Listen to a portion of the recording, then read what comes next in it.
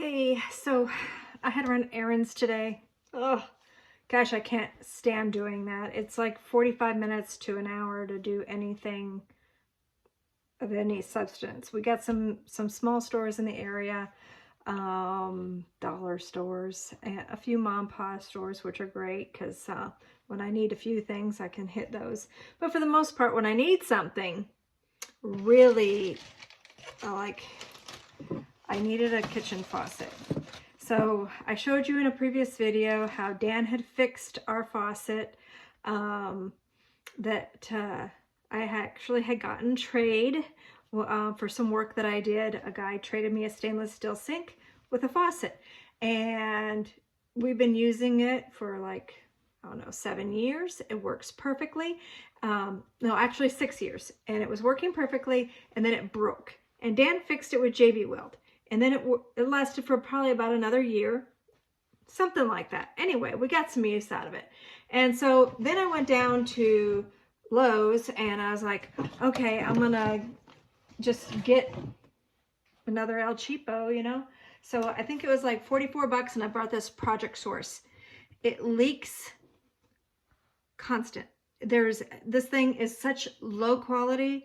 And of course, something I didn't think of checking was made in China. My fault. It just cheap, doesn't last. So I went back and I've got hopefully they'll take that back. It's been about a month and a half. Yeah, about a month and a half. They said to go ahead and bring it in and that they might take it back. So I got the receipt. I'm going to try to get my money back on it. And I went and bought a Delta.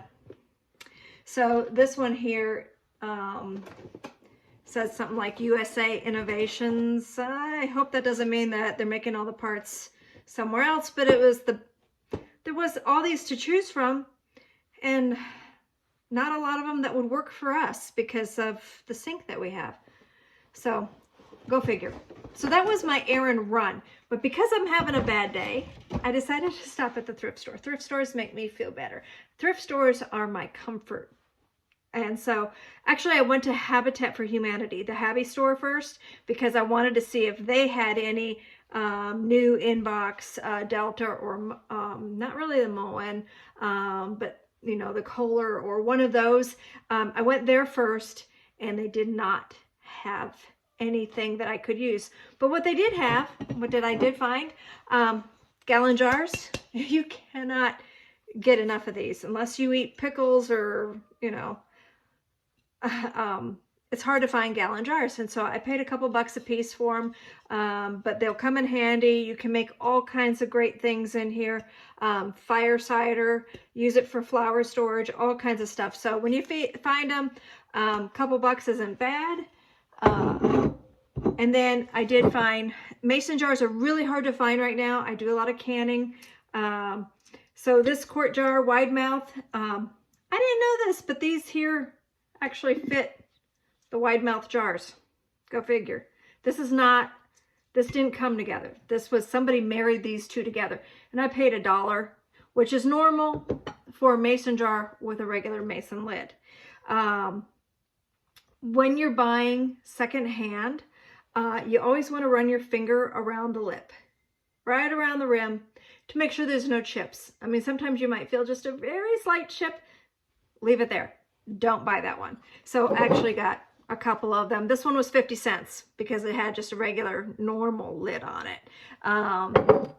So a couple of jars, always looking for jars. The other thing I found was some black and white plates. I actually make our own plates, or I did when I wasn't so busy.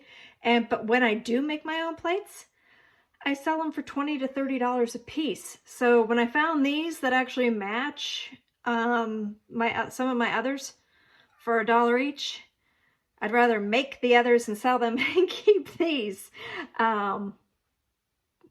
So that was another find, $1 each. Picked up 4 plates. Pampered Chef. I went to another thrift store. So that was all from Habitat for Humanity. Went to another thrift store, found an unopened flan pan set by the Pampered Chef, $3. can't go wrong there. Found this little jar for $3. This reminds me of a shape of a Native American Anasazi Mogollon culture pot that we had. That was like, I don't know if it was a Porco. I can't remember if it's Porco. It doesn't matter. But anyway, I kind of like to recreate the design. I'm going to repaint this. So $3 for the form. I'm going to spend the time to make it for that.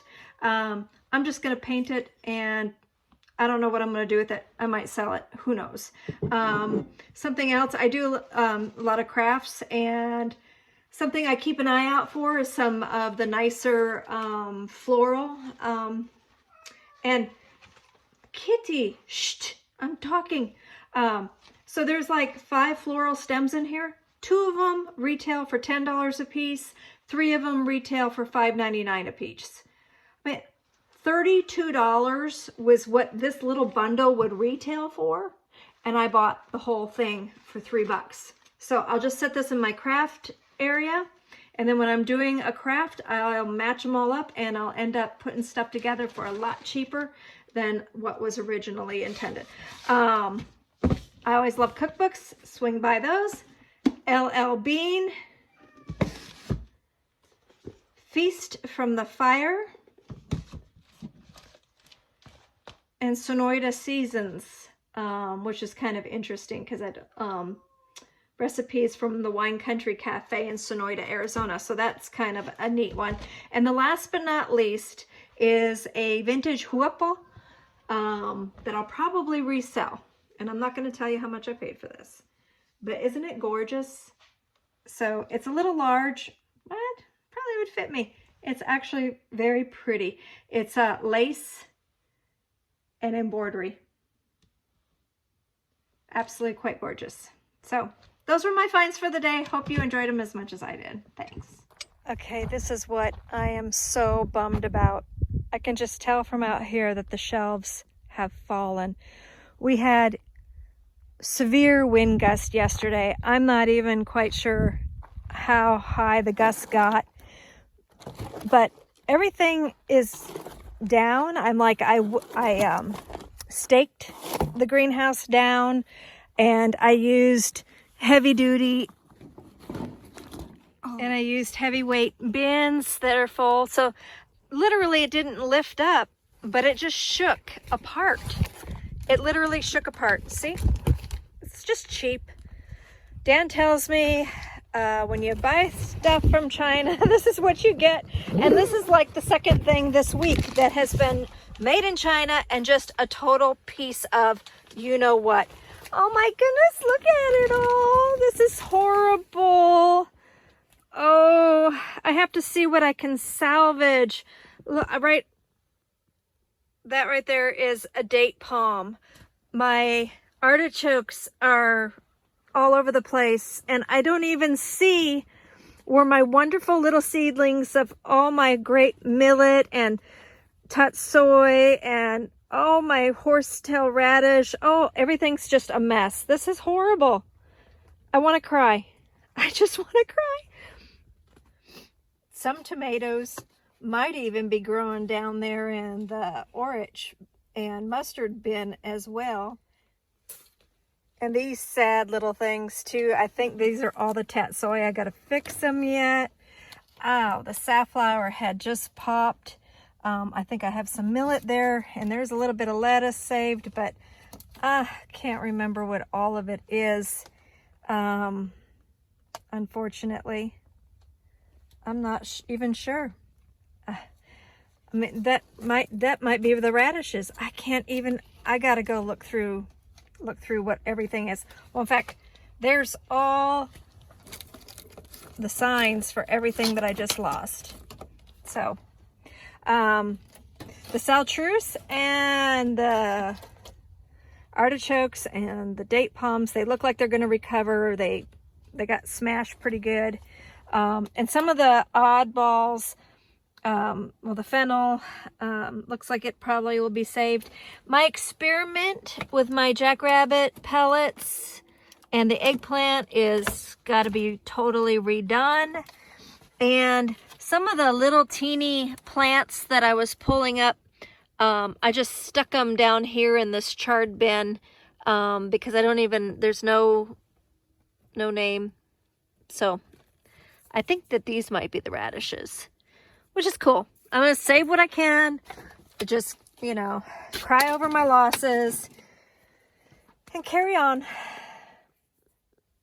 Okay, I think I can pretty much count it 100% tomato loss because I don't even know where, you know, I just threw all the potting soil, all the seeds. I just threw them all in a tray and we'll see what pops up. And whatever pops up, I guess it's just going to go straight into my garden and it's going to be a mystery garden. Who knows what kind of tomatoes and peppers will be in there.